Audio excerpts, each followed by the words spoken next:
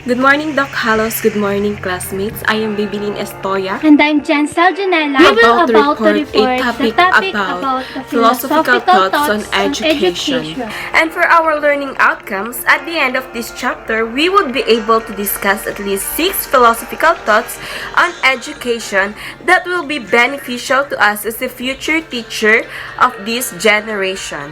In this slide, you would be able to hear an actual school scenario between a teacher and a student. In a grade 3 science class, teacher, what is the function of the mouth? Student, to break the food into smaller pieces. Teacher, very good. What about the stomach? Student, to digest the food. Teacher, very good.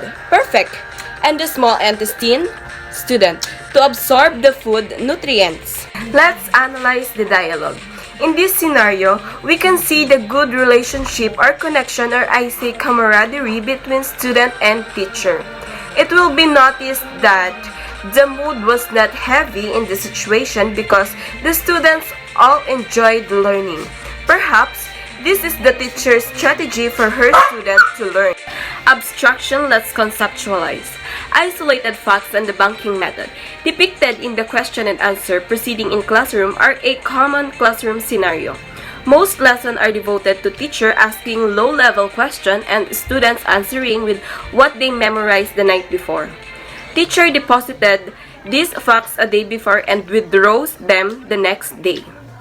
A perfect example of the bunking system of education that Paulo Freire is very much against, as it does not make the learner reflect and connect what he or she was taught to real life. In this slide, Abstraction, let's conceptualize, tells about how Paulo Freire was against by this kind of teaching method, which is the bunking method.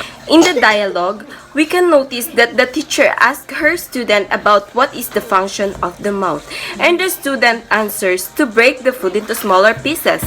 You can notice that the teacher brought up a new subject, which is the stomach, instead of giving a follow-up question about mouth, such as, what happens if the food does not break into smaller pieces? Hindi po sinabi ni Freire na against siya dun sa facts na like yung mouth yung tagadurog ng pagkain, pero yung ina-isolate po yung kaalaman ng bata na hanggang dun na lamang yung kanyang natutunan about dun sa mouth things, ay dun po siya against. These are the summaries of thoughts of education philosopher on what should be taught and how learners should be taught. First, we have John Locke. He was known as the empiricist educator. He was a British philosopher, Oxford academic, and medical researcher. Acquire knowledge about the world through the senses. Questioned the long traditional view that knowledge came exclusively from literary sources. For John Locke, education is not acquisition of knowledge contained in the great books. He offered an empiricist theory according to which we acquire ideas through our experience of the world. Sa makatuwid, you will acquire knowledge and continue learning hanggat ikay nabubuhay. Inductive method. This is where simple ideas become more complex through comparison, reflection, and generalization. Divine right of kings, which held that the monarch had the right to be unquestioned and absolute ruler over his subjects. All persons are endowed with the natural rights to life, liberty, and poverty, and that rulers who fail to protect those rights may be removed by the people by force if necessary. Necessity of civic education. People should be educated to govern themselves intelligently and responsibly. For example, as Filipinos, we practice democracy in the Philippines. We are not destined to be the ruler by birth, but we choose our leader to be. That will govern our country. This is the reason why in Philippines education, politics and governance subject is included in the curriculum. This is why the civic education is very necessity for us like aristocrat people. From the social dimension, education is seeing citizens participate actively and intelligently in establishing their government and in choosing who will govern them from among themselves because they are convinced that no one person is destined to be the ruler forever. For example po, dito po sa ating probinsya, dibagat dati ang mga namumuna ay mga reyes, ngayon po ay sina Velasco na sapagkat hindi habang buhay sila ang nakaupo. Sapagkat ang mga tao po ay natututo, kumilatis, at nakikipag-participate, and this is an example of education for John Locke. Herbert Spencer, Utilitarian Education. Spencer's concept of survival of the fittest means that human development had gone through an evolutionary series of stages from the simple to the complex and from the uniform to the more specialized kind of activity. Ang development ng tao daw ay hindi madali. Mayroon tayong mga trials sa buhay. Ang survival of the fittest na sinasabi ni Spencer ay yung kakayahan ng bawat individual na makalagpas sa demand ng mundo. Despite sa lahat ng struggle, lahat ng mga trials na ibinigay sa kanya. If we would relate it to education, survival of the fittest means that learners who are fit enough and strong, or I say those who have capabilities to learn and to move and adapt easily on the environment, have the great chance to survive education. The next thing is social development had taken place according to an evolutionary process. Through the help of humanistic and classical education, simple and homogeneous societies has evolved into a more complex and creative society. For example, sa lugar ng mga Mangyan, particular sa parte ng Mindoro, isa sila sa mga tinatawag na homogeneous society. Wala pa silang kaalaman tungkol sa mga proper hygiene, proper education, at dun sa mga ibang bagay. Ngunit nang sila ay naturuan sa pamamagitan ng mga NGOs or yung mga humanitarian acts na nagbigay sa kanila ng kaalaman, nag-evolve yung community nila into a complex one. Kaya naman kung makikita natin ang mga Mangyan ngayon, sila ay mga edukado na, malilinis na sa katawan, at yung iba pa nga ay aasawa ng mayayaman. Based on scientific and practical objectives, industrialized society requires vocational and professional education rather than on the very general educational goals associated with humanistic and classical education. For example, yung mga electronics company, mas malaki yung edge ng mga nag-take ng vocational or professional courses na may kinalaman sa electronics kesa dun sa mga hindi nakapag-aral o hindi man lang nakagraduate ng vocational. And, of course, kapag naman naghahanap tayo ng trabaho, chine-check talaga yung educational background, and lalo na sa mga industrial works. Basta at least nakapagtapos ng vocational course ay maaaring makapasok. Curriculum should emphasize the practical, utilitarian, and scientific subjects and must be arranged according to their contribution to human survival and progress. In this process, we could see the importance of the subject, practical, utilitarian, and scientific. For Spencer, it would be a great help for humankind to master environment. Was not inclined to rote learning. Schooling must be related to life and to the activities needed to earn a living. Spencer believed that education must be related to life and must be a practical application of what is needed to live. John Dewey, learning through experience. In two ways, John Dewey described education as a social process. First is because school where education is being practiced has something to do with the community it serves. School is connected to the society. Second, the immature members of the group, especially the children or the toddlers, are brought to participate in the society. Children are active individuals who always wanted to explore things, and this is an example of socialization. School as a special environment established by members or society. The purpose of school, as for John Dewey, is to give social experience to the learners who are member of it and the society. by simplifying, purifying, and integrating things to be able to understood and used by children or learners. According to him, the sole purpose of education is to contribute to the personal and social growth of individual.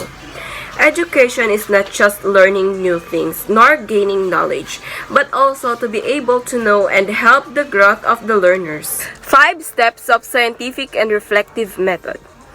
First, the learner has a genuine situation of experience, involvement in an activity in which he or she is interested.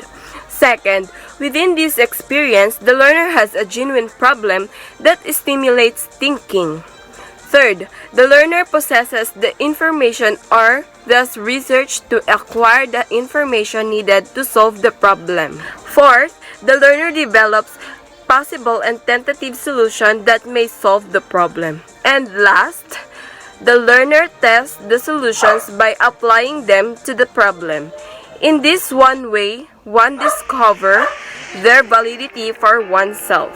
The fund of knowledge of the human race, past ideas, discoveries, and invention was to be used as the materials for dealing with the problems. Naniniwala daw si John Dewey na ang ideal learner ay hindi lamang iyong natututo sapagkat siya ay gumagawa o di kaya naman ay yung may mga kakayahan na makagawa ng mga eksperto.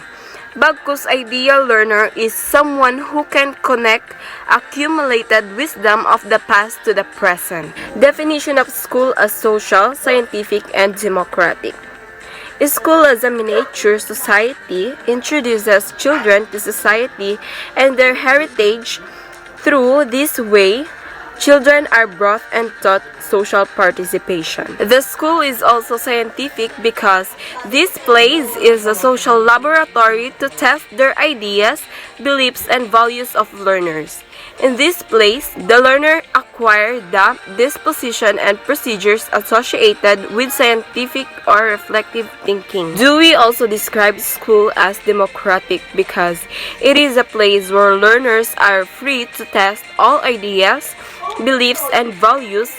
He said that school should be used by all at being a democratic institution. Education as social activity and school as social agency.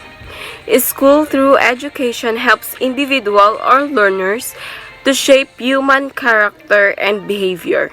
He also stated that values are relative but sharing, cooperation, and democracy are significant human values that should be encouraged by schools. Fourth, philosophical thoughts of education. George Counts, 1889 to 1974. Building a new social order. So, ang first bullet natin ay, education is not based on eternal truths, but it is relative to a particular society living at a given time. So, ayon kay George Counts, ang education daw ay hindi nakabase sa eternal. Di ba pag sinabi nating eternal, ito ay walang katapusan, walang hanggan. So, hindi doon nakabase yung education, kundi ang education ay nakabase sa relative to a particular society living at a given time. So, ito, ang education ay nakafocus sa society itself. So, now, let's proceed to the bullet number 2. Schools become instrument for social improvement rather than agency for preserving the status quo. So, remember the word instrument for social improvement. So, para kay George Counts, schools and teachers should be agents of change. So, ang mga teacher daw and school, yung maging agent ng pagbabago. Ang school and teachers, yung unang magiging instrumento para magkaroon ng social improvement. Kasi alam naman natin lahat, di ba, na teacher teaches knowledge. Ang teacher ang nagbibigay ng knowledge, ng awareness, at syempre ng influence sa mga students. So, they have also used education for the social improvement. And teachers should lead the society rather than follow it. So, yung mga teachers, yung unang-unang magli-lead sa mga students. For example, merong mga activity sa barangay, sa munisipyo, sa municipal, mga ganon, mga palaro. So, unang-una dapat mag-lead yung mga teachers and yung mga pag-attend sa mga ganong gawain, diba, can a way to improve the society. So, dito sa second bullet na to, ang gusto ko lang sabihin at dapat tandaan nating lahat ay yung instrument for social improvement, and ang teachers and schools ay agent of social change. So, let's move on to the third bullet. By aligning themselves with groups that want to change society, schools should cope with social change that arises from technology. So, yung schools daw and teachers must cope up with the social change. Today, we are being modern. Alam naman natin lahat yan na, and kapag sinabi nating modern, we talk about technology. And yung technology talaga nakakatulong sa atin. Ang lakas ng influence sa ating mga tao at hindi ko na yun iisa-isahin pa. And ang point dito daw ay schools should cope with social change. So yung pagbabago sa lipunan ay dapat yung mga schools ay makakope up that arises from technology. So if we want to change the society, schools should cope with social change with the help of technology itself. Last bullet, there is a cultural lag between material progress and social institutions and ethical values. So, ano bang ibig sabihin nito? Yung material progress is very evident, but moral and ethical development seem to lag behind. So, masyado na tayong nagle-level up sa technology, kitang-kita yung material progress, pero yung moral and ethical values natin ay it remains and lag behind. So, naiiwan yung ethical and moral values. We become very powerful yet powerless. So, sabi sa libro, we have conquered a number of diseases and even postponed death for many.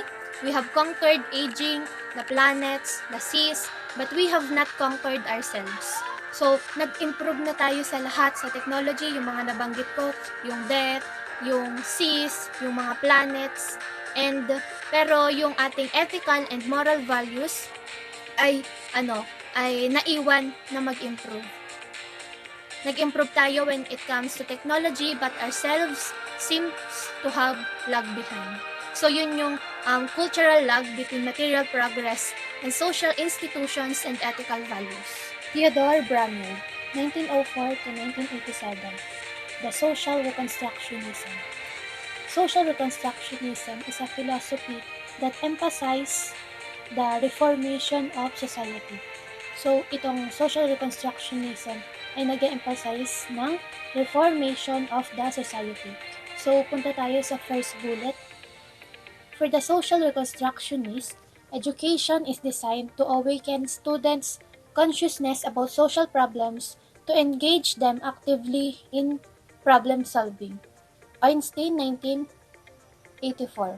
So, para daw po sa mga social reconstructionist, ang edukasyon ay nakadesenyo upang magising ang kanilang kamalayan, ang mga kamalayan ng mga estudyante tungkol sa mga problema ng lipunan at ma-engage ang mga ito sa pagpa-problem solving.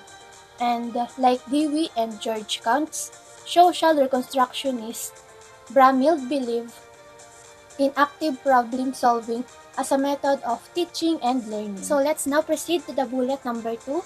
Technological era is an era of interdependence, and so education must be international in scope for global citizenship.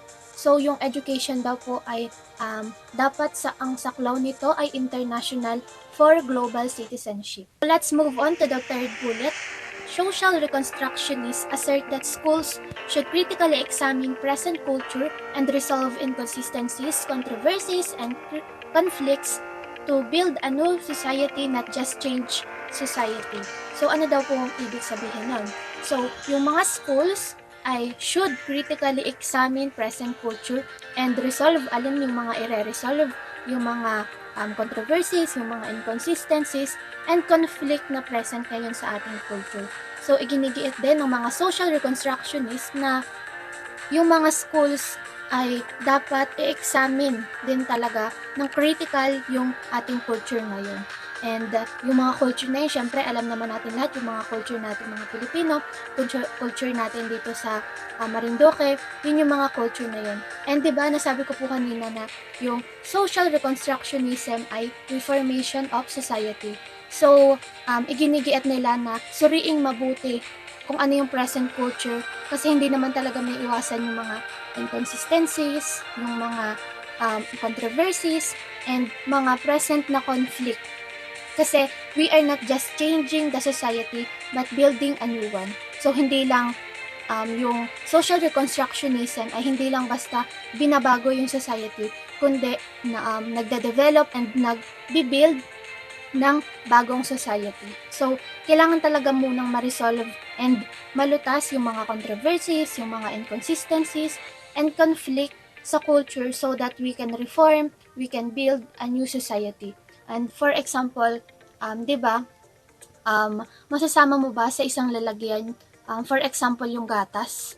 Mailalagay mo ba sa isang container yung panis na gatas and yung fresh na gatas? Masasama mo ba yon ng parehas? Diba hindi naman po. So, ang ginagawa natin, itinatapon natin yung panis para hindi na nito mahawahan o malagyan yung fresh na gatas. So, let's proceed to the second to the last bullet. Social reconstructionists are firmly committed to equality and equity in both society and education. So, ito po ay yung mga social reconstructionists ay committed, hindi lang committed, kundi firmly committed sa equality or pagkakapantay-pantay and sa equity rather. Sa equity at in Tagalog, yung katarungan or yung pagiging unfair and impartial in both sa lipunan man yon or sa education. At sabi po dyan, education is a right that all citizens regardless of race and social status. So sa mga social reconstructionist, hindi nila pinapayagan yung socio-economic class or yung status mo sa buhay na, for example, mahirap ka, nadi-discriminate ka, or mamaliitin ka ng mga mayayaman kasi nga mahirap ka, or dun sa race, kung ano yung lahi na pinagmumulan mo kasi diba minsan pinagtatawanan and yun ulit didi-discriminate sa social reconstructionist, yun na hindi nila pinapayagan. So, and yung mga katulad nito, barriers of socio-economic class and racial discrimination should be eradicated or talagang mawala na siya ng tubulan. So, sabi pa po ay, social reconstructionists convinced that education is not a privilege of you, but a right to enjoy by all. So, napakaganda nun na ang sabi po ay, yung edukasyon ay hindi lang pribilehiyo ng ilan. So, parang pag ganito po, diba, parang may discrimination na nagaganap. Pero ang sabi nila, ang education po ay isang karapatan na dapat ma-enjoy at maranasan ng lahat. So, for the last bullet of this philosophy, they also emphasize the idea of an interdependent world. So, interdependent meaning dependent on each other. So, nagdedepende sila sa isa't isa. So, ina-emphasize ng social reconstructionist yung idea ng pagtutulungan, yung diba, depende sa isa't isa, yung interdependent world. So, social reconstructionist builds an interdependent world that is international in scope. The quality of life needs to be considered and enhanced on global basis. So, global basis po ang pinag-uusapan dito. And yon, ang gusto ko lang tandaan natin dito ay, they build a world of interdependent that is international in scope. And for the last philosophical thoughts on education, we have Paulo Freire, 1921 to 1997, and his philosophy was critical pedagogy. So Paulo Freire is a critical theorist like the social reconstructionist, believed that the system must be changed to overcome oppression and improve human condition. So si Paulo Freire ay isa daw na critical theorist and naniniwala na yung mga systems, yung system must be changed and like the social reconstructionist. So, di ba natakal na natin kung ano yung social reconstructionist at ito yung reformation ng society. So, para kay Paulo Freire, yung system daw ay must be changed. Para saan? To overcome oppression or yung pang-aapi and para ma-improve yung human condition. In his view, humans must learn how to resist oppression and not become victims, nor oppress others. So, sa unang bullet, di ba po, nabanggit natin yung word na oppression, and sama na din natin yung human condition. So, para dito sa bullet number 2, in Paulo Freire's view, dapat matutunan ng tao na labanan, na i-resist yung oppression, and syempre, hindi maging biktima nun, nor oppress others. So, paano gawin yun? To do so, requires dialogue and critical consciousness, the development of awareness. To overcome domination and oppression, it requires dialogue. Later on, malalaman natin kung ano yung kahalagahan ng dialogue sa philosophy na ito. Critical pedagogy and dialogue versus the banking model of education. So, third bullet, a central element of Freire's pedagogy is dialogue. It is love and respect that allow us to engage dialogue. So, in Tagalog ay pag-uusap, conversation. By its nature, dialogue is not something that is not something that can impose or force oneself to talk, because genuine dialogue is characterized by respect of the parties involved toward one another. So, ang dialogue naman po, di ba, or yung pag-uusap, hindi naman natin to pinipuwersa. Kaya tayo nakikipag-usap kasi merong pagmamahal, merong respeto tayo dun sa kausap natin. And nature na talaga sa ating mga tao, yung pakikipag-usap, yung dialogue, yung conversation. Ang critical pedagogy po kasi ay characterized by a horizontal type of relationship. Horizontal, pag sinabing horizontal ay nakahiga po siya. So, ganito po, andito yung teacher, tapos nandito yung students. So, ibig sabihin ay sa critical pedagogy, merong usapan na nagaganap sa dalawa. Yung teachers, tapos yung student, nag-uusap silang dalawa. So, nagsasalita yung teachers, tapos nagpapaliwanag, then hinihingi din niya yung opinion ng mga estudyante niya. Kasi ang critical pedagogy ni Freire's is a problem-solving education. So, hindi lang yung teacher ng magasalita, kundi yung student din ay nagsasalita. Let's now proceed to another bullet or point.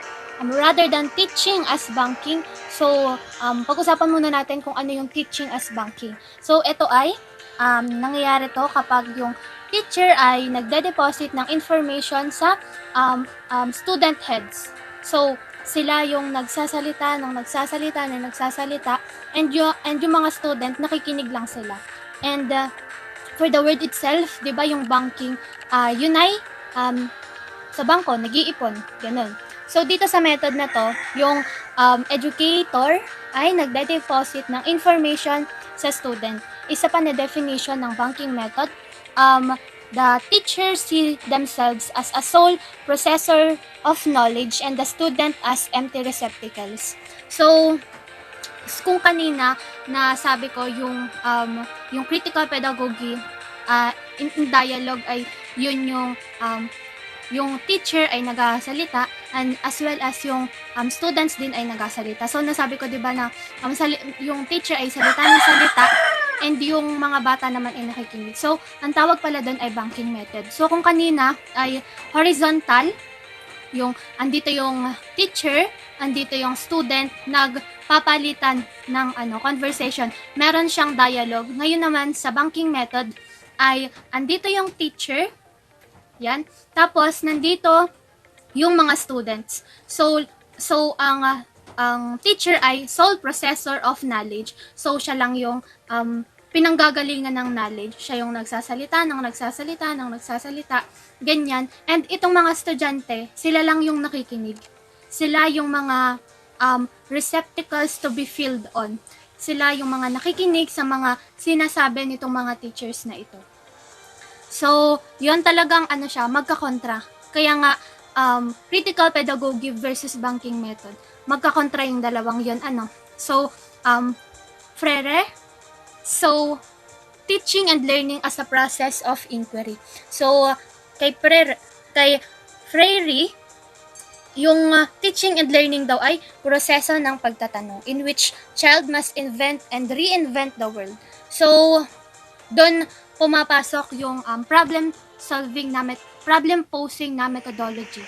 And ulitin ko, yung critical pedagogy ay may interaction sa teachers and students, while the banking method ay ang teacher lamang ang nagsasalita and yung student ay nakikinig sa mga sinasabi ng teacher. Ang students lang ay ito ay receptacles to be filled on. Last, dialogue is the basis for critical and problem-posing pedagogy, as opposed to banking education where there is no discussion, only the imposition of teachers' ideas on student. Einstein, 1984. So, parang ganun lang din yung ibig sabihin niya na yung dialogue is the basis of critical and problem solving pedagogy. Tapos yung banking method, din lang yung dapat na yung tandaan. Dialogue is the basis for critical and problem posing pedagogy as opposed to the banking education where there is no discussion and only the imposition of the teacher ideas on student. So, yun lang po sa 6 philosophical thoughts on education, and I hope na meron kayong natandaan na mga keyword sa mga ito para meron tayong mga natututunan. From today's discussion, let's now proceed to the application part. This part will test if you gained some learning from our discussion today. Let's check what your thoughts and reactions in the following questions, and kindly read the direction first.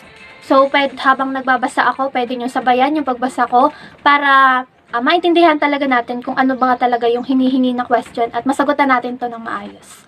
So, let's proceed to the number 1. The modern explosion of knowledge has led to an age of specialization with this concomitant quip. A specialist knows more and more about less and less. An expert knows more and more about less and less until he or she knows everything about nothing. A related joke cleverly twists this saying, a generalist knows less and less about more and more until he or she knows nothing about everything. So, ito yung question natin. Should school produce generalist or specialist? Defend your answer. My answer? Let's first define what these two. According to the Merriam-Webster Dictionary, a specialist is one who specializes in a particular occupation, practice, or field of study, whereas a generalist is one whose skills, interests, or habits are varied or unspecialized. Both generalists and specialists are needed for the proper function of society, especially in highly complex fields such as engineering, medicine, and nursing. But for me, school should produce generalists. The generalists sort things out, solve the easy problems, stabilize the complex problems, and refers those problems to the proper specialists. The world is very interconnected with different people working together and solving complex issues. A generalist with knowledge on broad range of issues can see deeper inside the interconnectedness and find solutions that specialists may not be able to. Number 2, Spencer is convinced that he who is most fit survives and so encourage individual competition.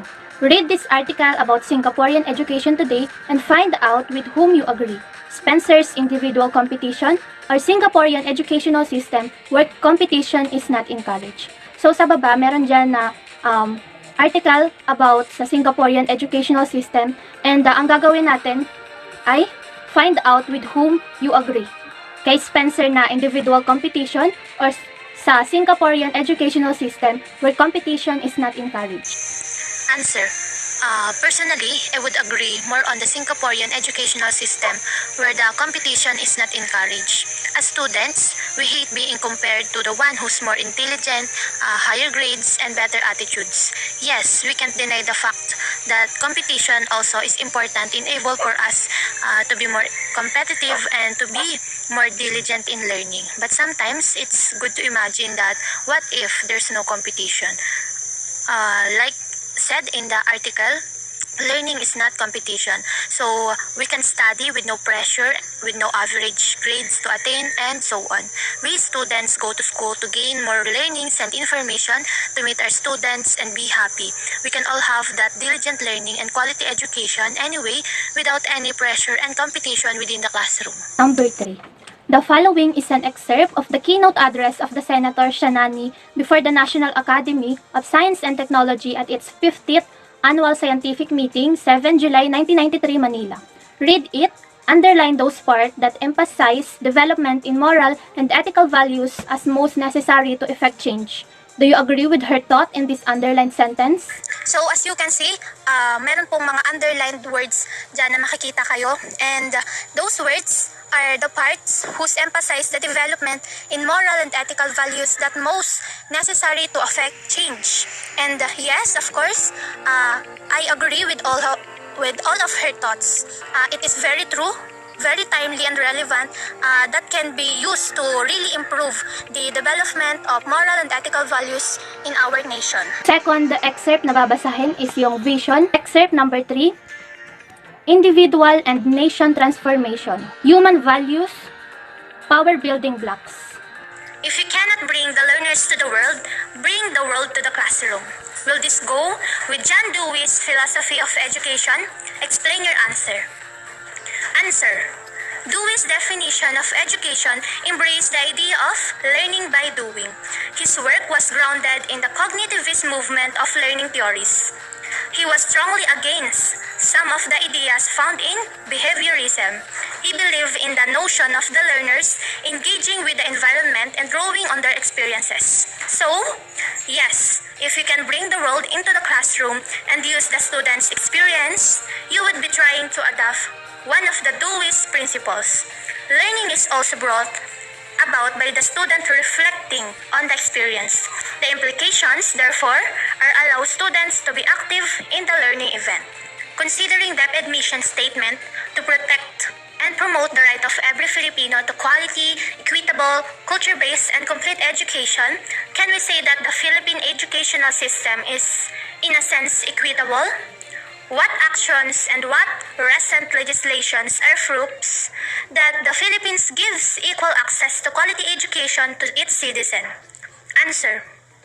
Yes, the Philippine educational system is very equitable.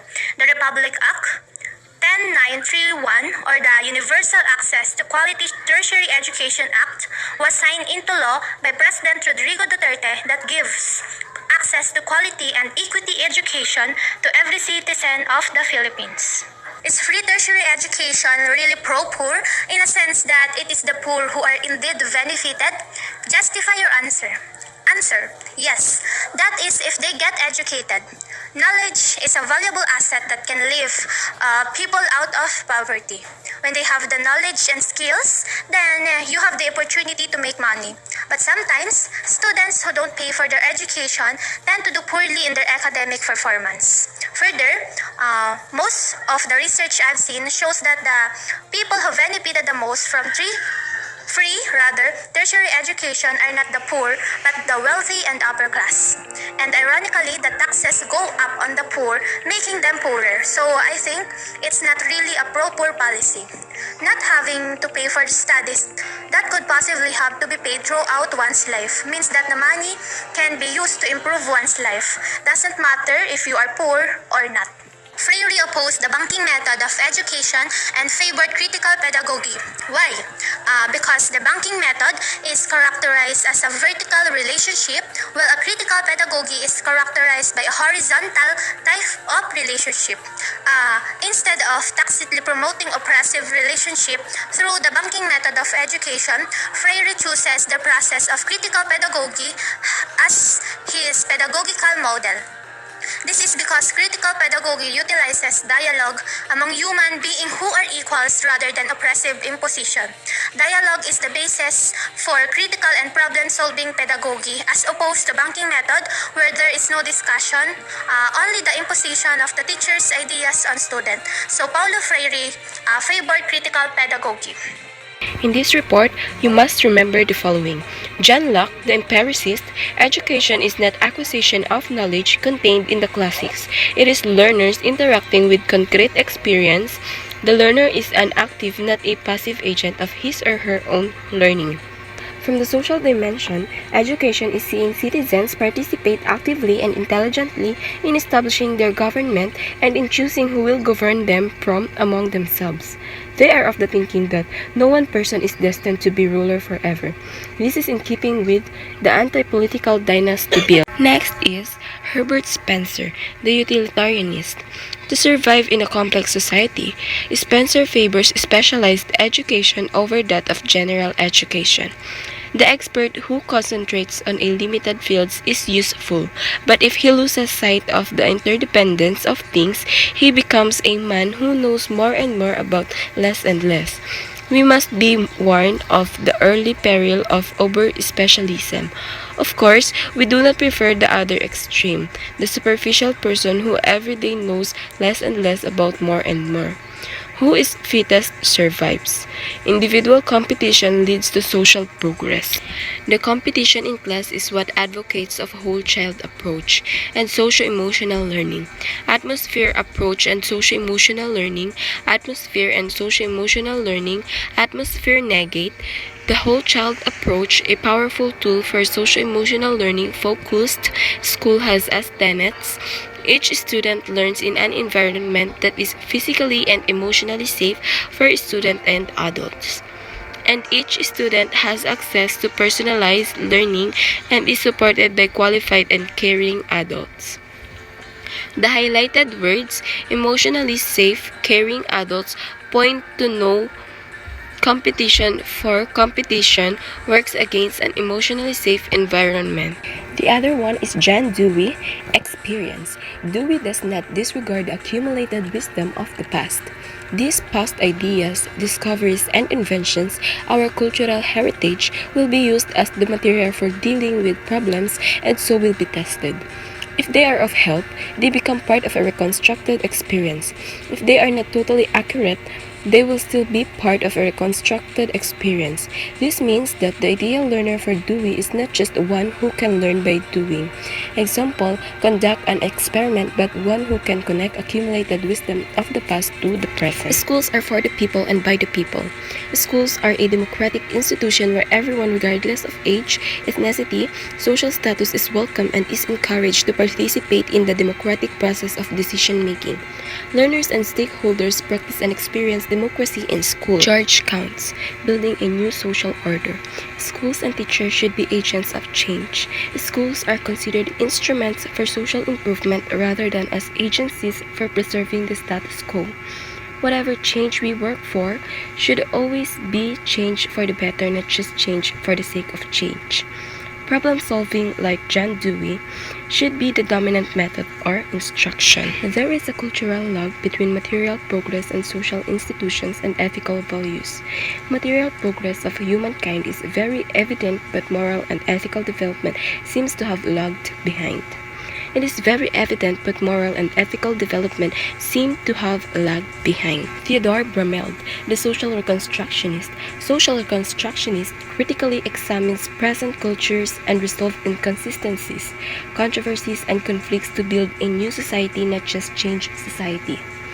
Technological era is an of interdependence, and so education must be international in scope for global citizenship. Paulo Freire, critical pedagogy versus banking method. Employ critical pedagogy and dialogue in contrast to the banking system of education. Learners are not empty receptacles to be filled. And for our activity for today, let's check for understanding, explain in a sentence why each education philosopher was associated with these given words. A. John Locke, the empiricist. B. Spencer, the utilitarianist. C. John Dewey, experience. D. George Counts, building a new social order. E. Theodore Brameld, the social reconstructionist. F. Paulo Freire, critical pedagogy versus banking method. Second is, make a table summary of the philosophies of education. The first column is for the philosopher. Second is philosophy on aims and methods of education. The third is classroom or school application. And we now move on to let's reflect. In the first column, you will put the two things you learned from this chapter, and for the second column, your thoughts or your reactions. And for the last activity for today, let clinchers. First, which is not true of social reconstructionist? A. Use of problem solving. B. Study of the great books. C. School as an agent of change. D. Introduce a new society. Number 2. Which teaching practice goes with the banking system of education which was contrary to Paulo Freire's educational thought? A. Rote memorization. B. Project-based learning. C. Problem-based learning. D. Community of inquiry. Number 3. For which teaching will social reconstructionist be? A. Stress on isolationism. B. Inequality and iniquity as normal for an international society. C. Building of an interdependent world that is international in scope. Or D. Narrow concept of nationalism. Number 4. Why is Spencer's educational thought described as utilitarian? A. He emphasized vocational and professional education based on scientific and practical. B. He stressed on general educational goals associated with humanistic and classical education. C. He stressed a balance of specialized and general education in the curriculum. D. He eliminated the vocational and professional education component of the curriculum. And for the last number, for which educational practice was John Dewey? A. Problem solving. B. Bunking method. C. Emphasis on the humanities. Or D. Teaching of the classics. And that brings us to the end.